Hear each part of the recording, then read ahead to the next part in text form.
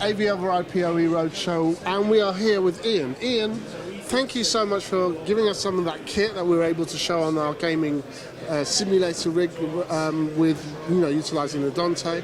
I wanted to go into a bit more depth about some more of the solutions. I mean, we've got some of the same kit over here as well. Yeah. But I know we could go into more depth because you do have so much of a depth of products, and I wanted you to kind of guide me through it. Okay, yeah. Well, say for people who don't know us, we've been going for nearly 50 years now. So started off in commentary boxes, and we've just expanded our range. Generally, most of the products we've produced have been in conjunction with broadcasters. So we'll have a contact from a broadcaster. They want to solve a particular problem, and we'll try and come up with that solution for them. So that's led us to, say, nearly 600 products over the years we've done. Our current range is about 100 bits that we do. A lot of them are toolbox products, so they're things to solve problems.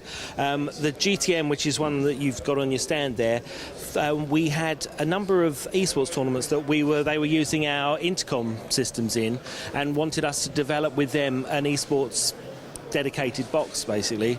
So what we've got is effectively a commentary box per player, so it has the same quality mic amps and headphone amps you'd have in a professional commentary box, but also with simple controls, so they can control their headphone level, their game level, and their team members level coming in.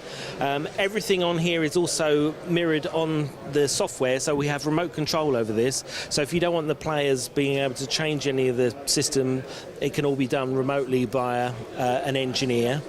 We also have game inputs on the back, so this can become a hub effectively per player, so the games console or PC can plug in, and then as a broadcaster you can have one cable running out to Dante to give you your full setup. So there's a few other features. We can also create white noise on here, so for some esports tournaments they have to create white noise to stop cheating within the game, so all of that can be done.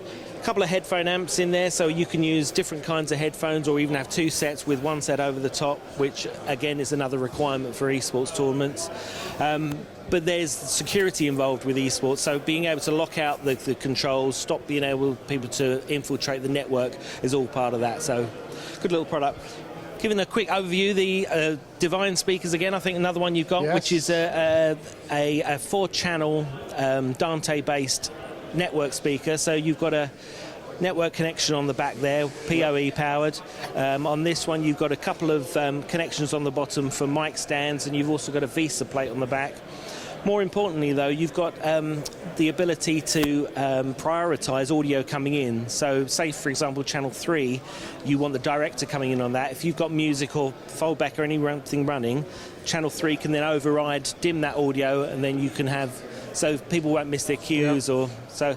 Speakers, again, moving on, we've got our Intercom range, which is called Beatrice, so that covers lots of different products, from belt packs to rack mounts to desktop units. Is that someone's wife or dog? Or? No, Beatrice is all part of Dante with the Dante's Inferno. Okay. Beatrice was one of the characters in there. Right. So again, all of them. Bella is also another character, and Comedia and Divine. I think it all comes under this umbrella. So I think beforehand we had a fairly long-winded name for most of our products, which was just a series of numbers and letters, which to the engineers made perfect sense, but it didn't always. But now you've got to play on Dante, and you've taken it on to the next level. So that works, and so R would be rack 8 is the number of channels. So Bella 22. Bella was, I think, his mother, who you listen to your mother. This is where so this is a listening point. So this is actually a 22-channel monitoring station there.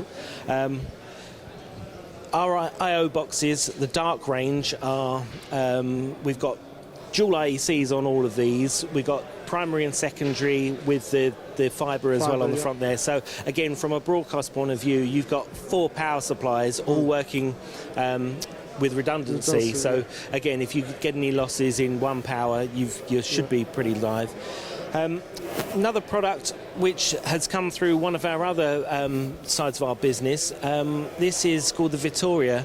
This is a network bridge, basically. So you have a 32-channel card, and there's just audio travelling internally between them. So you as a broadcaster can give 32 channels of digital audio to anyone without them being able to see any further into your network. So it's almost like a firewall from an audio point of view. Very clever. But again, great for security. lots of little products. So we do a mini cub, which is audio USB interface, headphone amp, which has quite a clever little circuit for impedance matching. So regardless of what headphones you plug in, that volume control will be linear throughout its control, as opposed to you having the first sort of 10% being your full volume. So that impedance matching circuit is in a lot of our products. Yeah. Where we started was all with commentary. So this is our flagship commentary box now. And this one, if you look here, you can see these are e-ink screens. So these actually can update, and in the bright sunshine we've had here all day, this is as clear as it can be. So can be used pitch side or sort of ring side or wherever it is.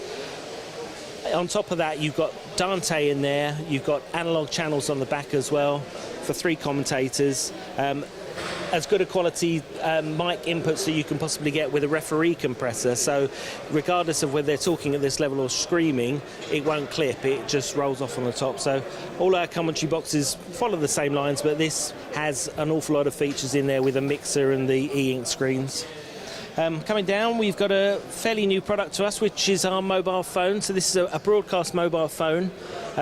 So the idea with this is you can plug in a professional headset, put your SIM card in the front, and then just dial your number. So instead of having to use your mobile phone, you can use a proper headset, so you'll get better quality at both ends. It's also HD voice as well, so you've got the 7K audio. So if you're on the same network as the receiving end, it is broadcastable, so you've got that.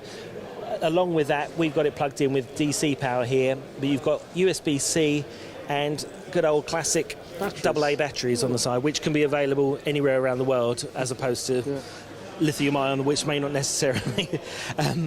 Lots of interfaces, I/O boxes. So this is a 2-channel mic into Dante with gain control, belt packs for Intercom. We do a little light flasher, so that gives you a visual representation. So if certain channels are on, this will change colour.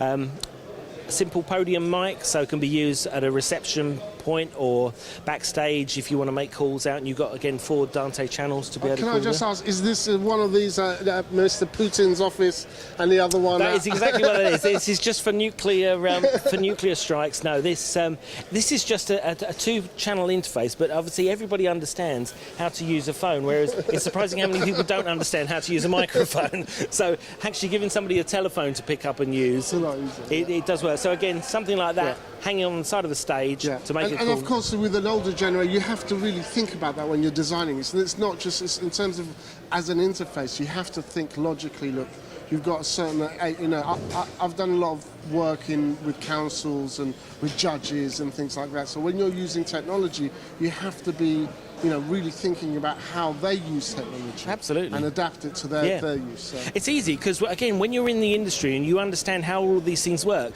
it's very difficult to see it from that sort of other point of view. But yeah, when you do start digging down, there is even the simple thing of holding a microphone at a reasonable distance from your face. It's sometimes a difficult concept for people to grasp. Coming right down here, so they originally started off with the GTM. We're back at the GTM again, and this is the same box but with no controls whatsoever. So one of our integrators in the US use this one for their eSports tournaments. So that stops the players being able to do any changes of settings, but still gives you the same quality. This is called our Systems Integrator GTM. Okay. So that will go under a desk. And as far as the player's concerned, they're just getting a headphone output and a microphone connection. But we've got about this is about a quarter of our current lineup, so we've got a lot more to go through. So if you need any further info, we can go through the website, but we're here. Lovely. Thank you very much. Lovely. Take care. Thanks, mate. See ya. Brilliant.